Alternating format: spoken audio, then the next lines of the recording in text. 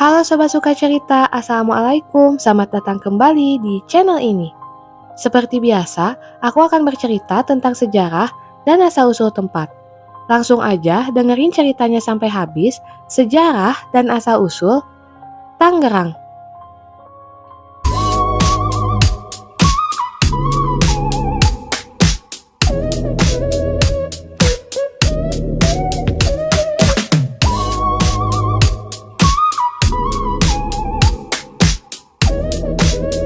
Kota Tangerang adalah kota yang terletak di Provinsi Banten. Kota ini terletak tepat di sebelah barat DKI Jakarta. Penduduk pribuminya adalah suku Sunda. Pada akhir tahun 2023, jumlah penduduk Kota Tangerang sebanyak 1.912.679 dengan kepadatan 12.000 jiwa per kilometer. Tangerang merupakan kota terbesar di Provinsi Banten, serta ketiga terbesar di kawasan metropolitan Jakarta Raya setelah Bekasi dan Kota Depok. Kota ini berbatasan dengan Kabupaten Tangerang di sebelah barat dan utara, dengan Kota Tangerang Selatan di sisi selatan, dan dengan DKI Jakarta di sebelah timur. Kota Tangerang dilintasi oleh salah satu sungai terbesar di Pulau Jawa, yaitu Sungai Cisadane. Sungai ini merupakan bagian dari identitas Kota Tangerang yang tak dapat dipisahkan. Hulu sungai ini terletak di lereng Gunung Salak dan Gunung Pangrango yang terletak di Bogor. Mengulik sejarah tentang Kota Tangerang, kota ini merupakan kota multietnis. Kelompok etnis dari etnis lokal terdiri dari Sunda, Jawa, dan Betawi. Sedangkan etnis yang berasal dari luar Indonesia utamanya terdiri dari etnis Arab dan Tionghoa. Kota Tangerang saat ini merupakan kota multietnis karena merupakan wilayah urban Jabodetabek. Awal mulanya, penduduk Kota Tangerang hanya beretnis Sunda. Penduduk Sunda di Tangerang terdiri atas penduduk asli setempat serta pendatang dari Bogor, Priangan, dan Banten.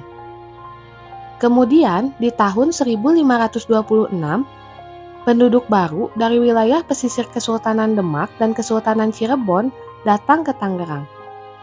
Penduduk baru tersebut berbudaya dan beretnis Jawa dan sekaligus mengiringi proses islamisasi dan perluasan wilayah dari Kesultanan Demak dan Cirebon. Mereka bermukim di daerah pesisir Tangerang sebelah barat. Keragaman etnis penduduk Batavia di kota Batavia merupakan dampak dari kebijakan pemerintah kolonial Belanda yang melahirkan budaya Melayu Betawi dan beragam etnis. Adanya budaya Melayu karena penduduk Batavia menggunakan bahasa Melayu sebagai alat komunikasi dan bermukim di daerah Betawi. Penduduk etnis Betawi menyebar ke sekeliling kota Batavia termasuk ke Tangerang. Penduduk etnis Betawi bermukim di daerah pedalaman timur Tangerang dan daerah pesisir sebelah timur. Pada tahun 1569, daerah sebelah timur Sungai Cisadane jatuh ke tangan Belanda. Kemudian pada tahun 1684 terjadi pelebaran wilayah Batavia, dimulai dari tanah sepanjang Sungai Cisadane dari daerah hulu hingga ke muara dan ke daerah selatan Sungai Cisadane sampai ke Laut Kidul. Tangerang juga disebut sebagai kota benteng. Untuk mengungkapkan asal-usul Tangerang sebagai kota benteng, diperlukan catatan yang menyangkut perjuangan. Menurut tulisan F. de Haan yang diambil dari arsip VOC, resolusi tanggal 1 Juni 1660 melaporkan bahwa Sultan Banten telah membuat negeri besar yang terletak di sebelah barat Sungai Cisadane. Dan untuk mengisi negeri baru tersebut, Sultan Banten telah memindahkan 5.000 sampai 6.000 penduduk.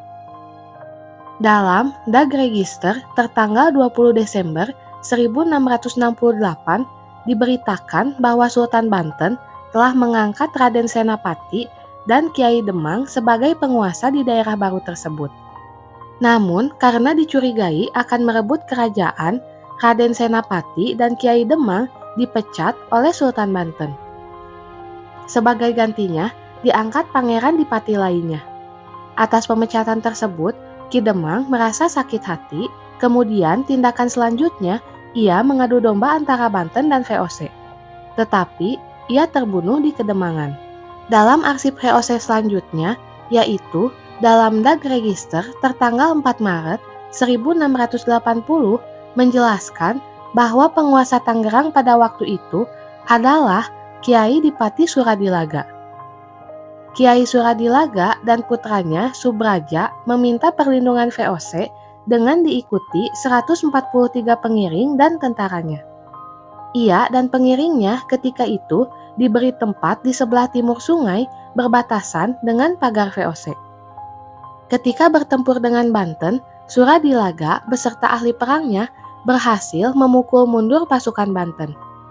Atas jasa keunggulannya itu, kemudian ia diberi gelar kehormatan Raden Arya Suryamanggala.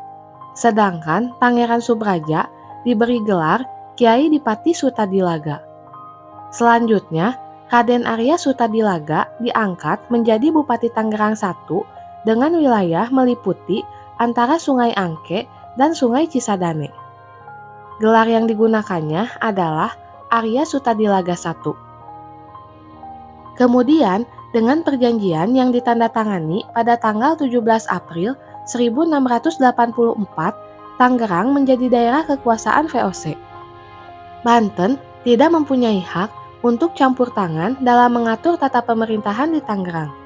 Salah satu pasal dari perjanjian tersebut berbunyi, dan harus diketahui dengan pasti sejauh mana batas-batas daerah kekuasaan yang sejak masa lalu telah dimaklumi, maka akan tetap ditentukan, yaitu daerah yang dibatasi oleh Tangerang dari pantai Laut Jawa hingga pegunungan-pegunungan sampai Laut Selatan. Bahwa semua tanah di sepanjang Tangerang akan menjadi milik atau ditempati VOC. Dengan adanya perjanjian tersebut, daerah kekuasaan bupati bertambah luas sampai sebelah barat Sungai Tangerang. Untuk mengawasi Tangerang, maka dipandang perlu menambah pos-pos penjagaan di sepanjang perbatasan Sungai Tangerang karena orang-orang Banten selalu melakukan penyerangan secara tiba-tiba. Menurut peta yang dibuat pada tahun 1692, pos yang paling tua terletak di muara Sungai Cisadane, tepatnya di sebelah utara Kampung Baru. Namun, kemudian ketika didirikan pos yang baru, bergeserlah letaknya ke sebelah selatan atau tepatnya di muara Sungai Tangerang. Menurut arsip Gewon Resoluti van het Kastel Batavia, tanggal 3 April 1705, ada rencana merobohkan bangunan-bangunan dalam pos karena hanya berdinding bambu. Kemudian bangunannya diusulkan diganti dengan tembok. Gubernur Jenderal Zwaardekzoon sangat menyetujui usulan tersebut, bahkan diinstruksikan untuk membuat pagar tembok mengelilingi bangunan-bangunan dalam pos penjagaan.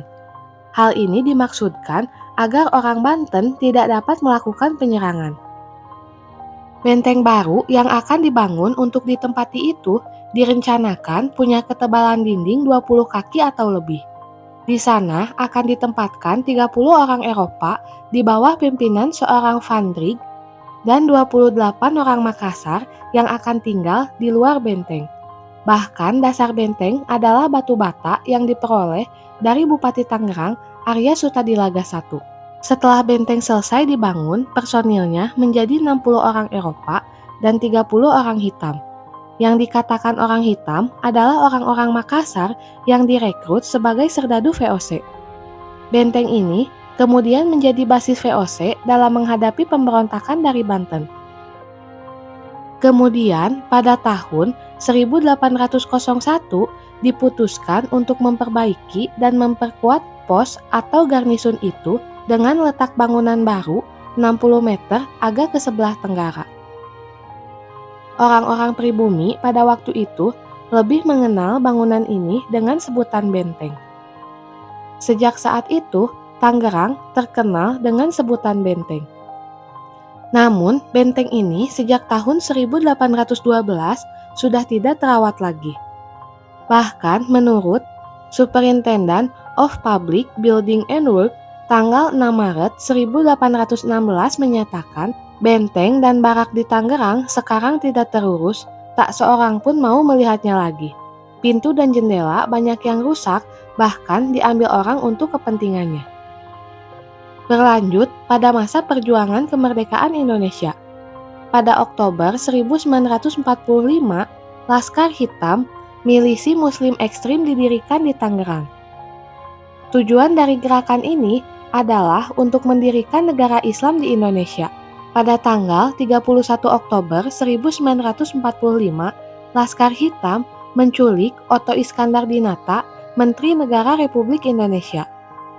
Kemungkinan dibunuh di Mauk, Tangerang pada 20 Desember 1945.